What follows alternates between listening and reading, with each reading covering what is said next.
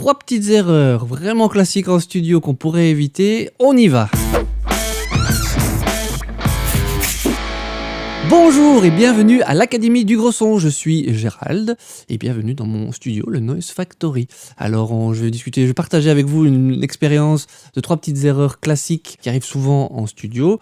Avant ça, tant que vous êtes sur YouTube, profitez pour aller vous abonner. Une fois que c'est fait, vous activez la petite cloche pour avoir toutes les notifications des vidéos, c'est-à-dire tous les mardis. Et puis si vous voulez, vous allez sur l'academiedugrosson.com/bonus pour aller chercher les petits cadeaux qu'on a pour vous et pour être tenu au courant de tout ce qui se passe, que ce soit ici sur YouTube ou en dehors au niveau de l'académie. Donc n'hésitez pas à y aller et à profiter des petits bonus.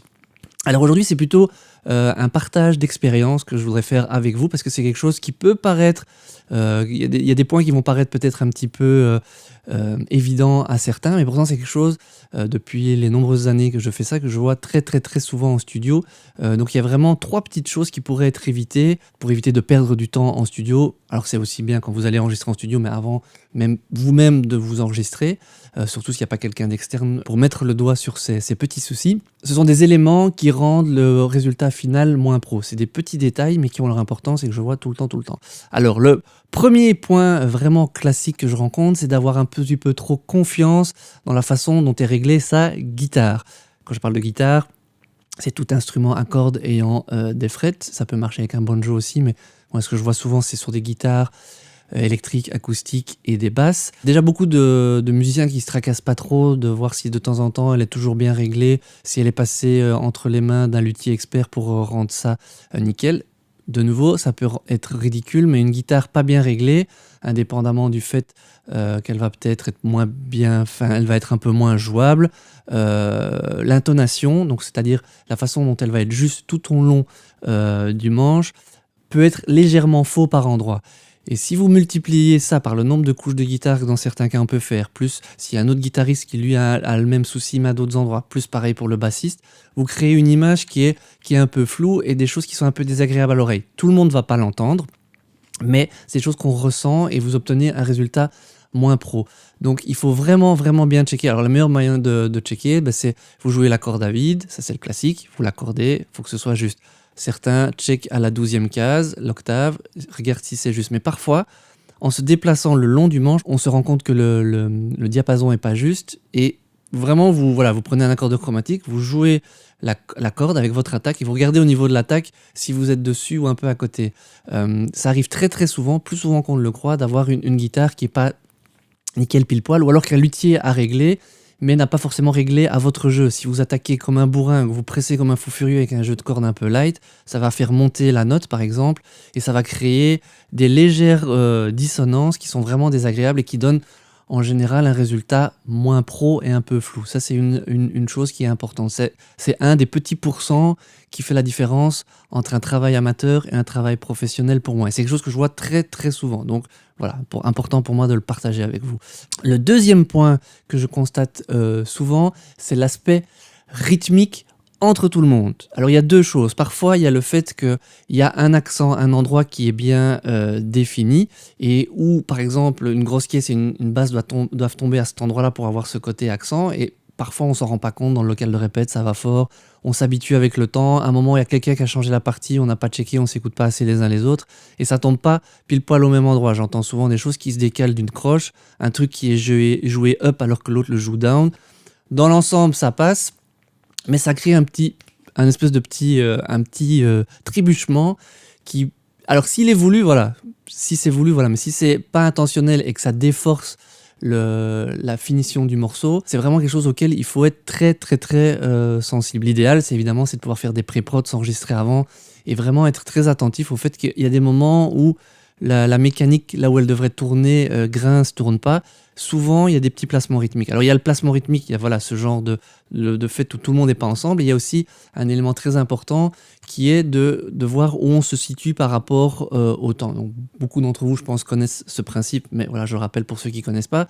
Vous avez un clic avec un temps bien défini, vous pouvez être pile poil dessus.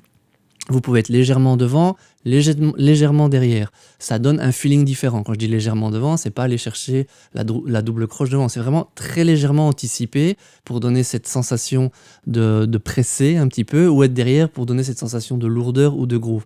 Et un gros classique, même si tout le monde en a conscience, c'est de pas toujours faire attention là où se situent les autres membres du groupe ou où les autres pistes ont été enregistrées si vous enregistrez en multipiste. C'est-à-dire que je vois très souvent, par exemple, un batteur qui peut être bien sur le temps, globalement, dans un passage, un bassiste qui, pour faire groover, va se mettre un peu derrière, et un guitariste qui le sent un peu devant. De nouveau, c'est de l'ordre du détail, mais c'est de nouveau un autre pourcent qui fait la différence. Si tout le monde se met au même endroit par rapport au temps, je peux vous garantir que vous allez avoir une sensation de quelque chose de massif, de pro et de fini. Donc, il y a dans l'aspect rythmique, il y a le fait de voir si vous mettez bien les choses aux bons endroits en même temps quand ça doit l'être, et aussi voir où tout le monde se positionne par rapport au temps. De nouveau, ça peut paraître pour certains d'entre vous quelque chose d'élémentaire, mais c'est quelque chose que je vois très souvent, et c'est des choses qui peuvent être réglées avant de commencer l'enregistrement, parce qu'au moment de l'enregistrement, vous devez être dans la prestation, dans l'interprétation, et plus dans les petits soucis je dirais, de contrôle technique de la chose. Ça, c'est le deuxième point. Le troisième point, c'est de ne pas toujours être ultra attentif à l'aspect harmonie des choses. Je m'explique. Parfois, on va avoir tendance à jouer des notes très rapides, une ligne de basse par exemple, et il y a une note, elle ne va pas durer longtemps, mais qui va jurer avec l'ensemble d'harmonies, qui vont en réalité être fausses. Comme c'est très rapide, et comme vous la répétez avec cette erreur, je veux dire entre guillemets, vous la mettez dans l'oreille, vous vous rendez pas compte qu'à ce point-là, à ce moment-là, ça crée quelque chose qui est moins joli. Si c'est voulu de nouveau, voilà, d'aller mettre une tension et que c'est vraiment assumé, mais alors que tout le monde la suit et d'une certaine façon, ok.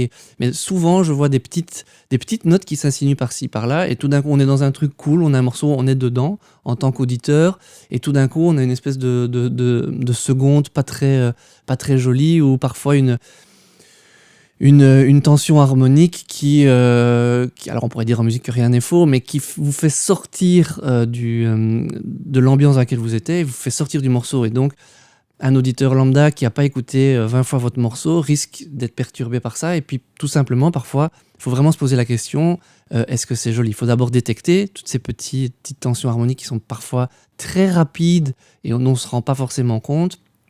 Mais ça arrive très souvent. Si je vous partage ces 3 points, c'est parce que c'est des choses que j'observe très souvent. C'est des petits détails, mais c'est ces petits détails qui font la différence entre un groupe ou un projet amateur et un projet plus professionnel. Donc voilà, aujourd'hui c'était une petite vidéo simple, mais c'est parce que c'est des choses que je répète souvent avec les gens avec qui je travaille à longueur d'année. Je pense que c'était intéressant de faire une vidéo pour tous ceux qui n'étaient pas au courant de ce genre de petites choses, ou en tout cas qui n'y prêtent pas assez attention. Un petit truc que je peux vous donner à ce niveau-là, c'est en répète. Si vous savez faire, en fonction du style de musique que vous faites évidemment, mais en répète, si vous savez faire des répétitions spécifiquement pour travailler ce genre de petits soucis de calage, pour que la mécanique soit parfaite, n'hésitez pas à jouer à bas volume, le plus bas possible, limite, même si le batteur fait trop de bruit, alors que si il peut jouer peut-être éventuellement sur une percu, ou juste vraiment pour travailler les structures, la mise en place, le feeling au niveau de la mise en place, les accents là ils doivent être, et aussi toutes ces petites tensions harmoniques. Donc en travaillant à faible volume, vous allez plus facilement pouvoir vous écouter les uns les autres, vous parler, vous arrêter, et voilà. J'espère que cette vidéo vous sera utile dans vos productions futures, et puis pour le reste, on se retrouve avec l'Académie du Gros Son la semaine prochaine. Merci d'être resté jusqu'ici, puis le plus important dans tout ça, vous le savez, c'est de faire de la musique.